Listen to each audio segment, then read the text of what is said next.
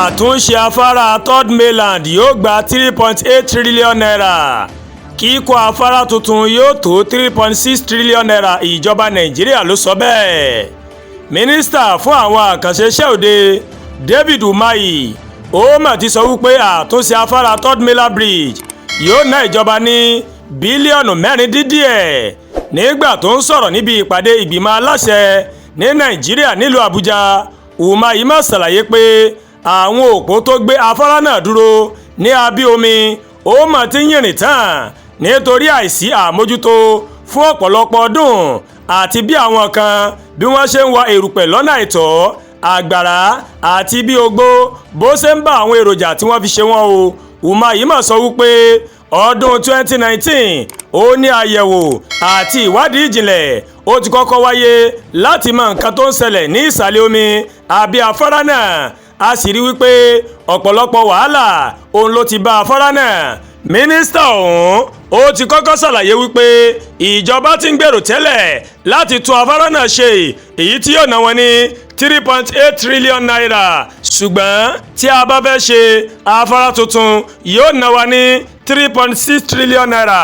ṣáájú ní ìjọba ó ti buwọ́lu 6.3 billion naira fún àtúnṣe afárá náà ní ọdún 2023 tí wọ́n sì ti pa fún ọ̀pọ̀lọpọ̀ oṣù láti ṣe àtúnṣe náà. èyí sì kọ́ ni ìgbà àkọ́kọ́ tí wọ́n ṣe àtúnṣe afárá náà ní ọdún 2020 sí 2021. oṣù bíi 8 ó ní wọ́n fi ti afárá náà fún àtúnṣe o. davidumahi ó wá fi kọ́rọ̀ rẹ̀ pé agbaṣẹ́ṣe 7 ó ní àwọn ti buwọ́lù láti lọ ṣe ìwádìí finifini kí wọ́n sì tún ṣe àtúpalẹ̀ iye kọ̀ọ̀kan wọn tí wọ́n rò pé àwọn lè fi parí àtúnṣe tàbí kíkọ́ afárá tun.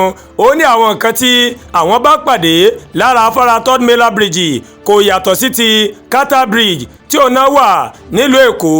ní ti afárá náà ó ní àwọn agbaṣẹ́ṣe wọ́n máa sọ pé ó ti bàjẹ́ kọjá àtúnṣe tí iléeṣẹ́ juliusberger tí wọ́n ní kó mọ̀ wó sì sọ wípé 359 billion naira ó ní yóò ṣe afárá tuntun. nítorí náà kò sí pé àáfin falẹ̀, ó sì ti hàn dájú wípé kíkọ́ afárá míì ó dínwó ju ṣíṣe àtúnṣe third mainland bridge èyí tó wà nílẹ̀ lọ o. ní ìbámu pẹ̀lú òǹtẹ̀ ìgbìmọ̀ aláṣẹ, ìjọba yóò gbé ìpolówó síta fún àwọn iléeṣẹ́ tó bá fẹ́ ṣe ìfọwọ́sowọ́pọ̀ pẹ̀lú ìjọba láti gbọ́ bùkátà àwọn àkànṣe iṣẹ́ yìí, tí a ó sì tún jíròrò pẹ̀lú àwọn iléeṣẹ́ ayánilówó nílẹ̀ òkèrè. ọdún 1990 ó ní wọ́n ṣí afárá third mainland bridge fún lílò lẹ́yìn ọ̀pọ̀lọpọ̀ ọdún tí wọ́n fi kọ́ ní abẹ́ ìṣèjọba ológun ìyẹn Ibrahim Babangida. afárá náà ó mẹ́gùn tó ìwọ̀n kìlómítà 11, ó sì ní afárá tó gùn jùlọ tó so erékùṣù èkó mọ́ àwọn agbègbè yòókù.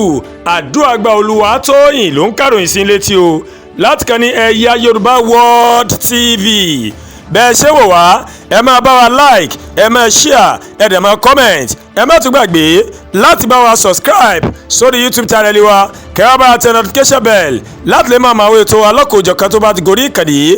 a kú ojúmọ́ ire o, a kú ojúmọ́ ayọ̀, a dẹ̀ kú ojúmọ́ ìdùnnú.